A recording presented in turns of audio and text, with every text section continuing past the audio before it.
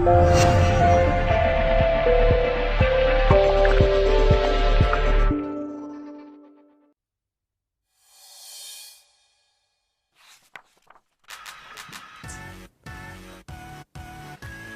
Fraser Doherty and I run a jam company called Super Jam. I guess some people would imagine that running your own business means that you go into a big office and you wear a suit and you sit behind the desk and you're answering the phone all day, but for me, running my own business is a lifestyle that allows me to work from home and I can spend my time doing things that I enjoy as well as working really hard on trying to grow my business. Today I'm going to be working on some new flavours of jam. Some strawberry jam and some raspberry jam, and I want to try and come up with some recipes that particularly appeal to kids, and it's going to be called Super Jam Junior. Thank you.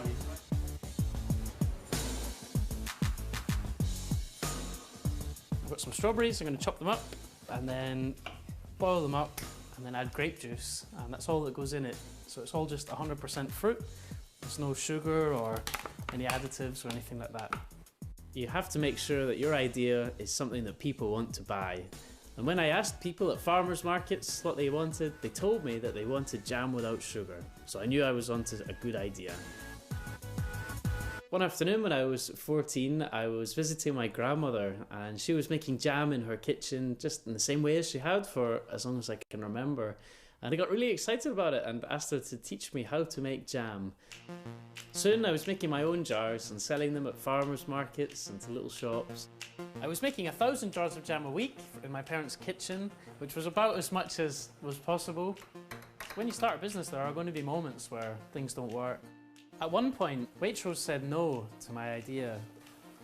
And although I was sad that they said no, I was grateful that they gave me honest advice, and looking back, I'm glad that we changed the labels and I'm glad that we moved to a different factory. Now we make more than 1 million jars in a year.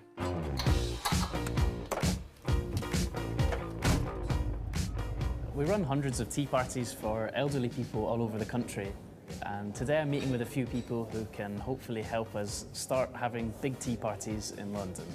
I think this place would be great for having a tea party, so hopefully they're up for it. Hey, how are you?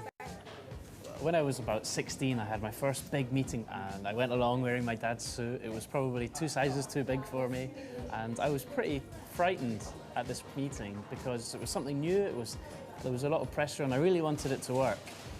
But now when I meet people, I don't feel frightened by it. I've learned that people are usually more than happy to help you, and in fact there's nothing to be scared of.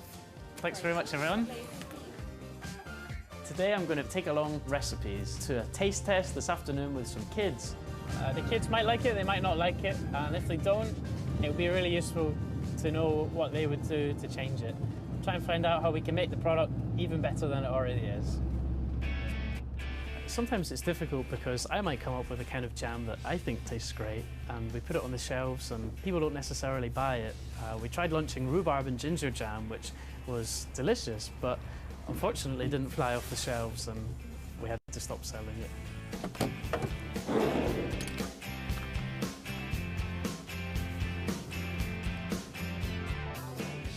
My name's Fraser and I've made some very special jams for you today to try, and I'd love to hear what you think.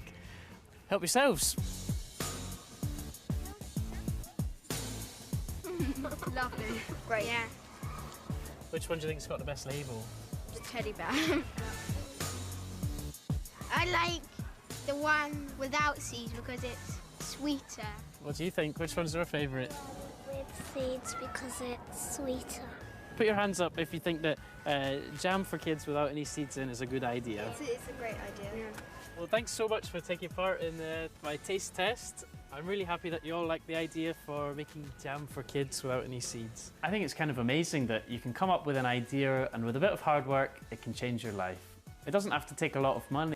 I didn't have access to any money when I was 14. It just takes love, imagination, and a lot of work.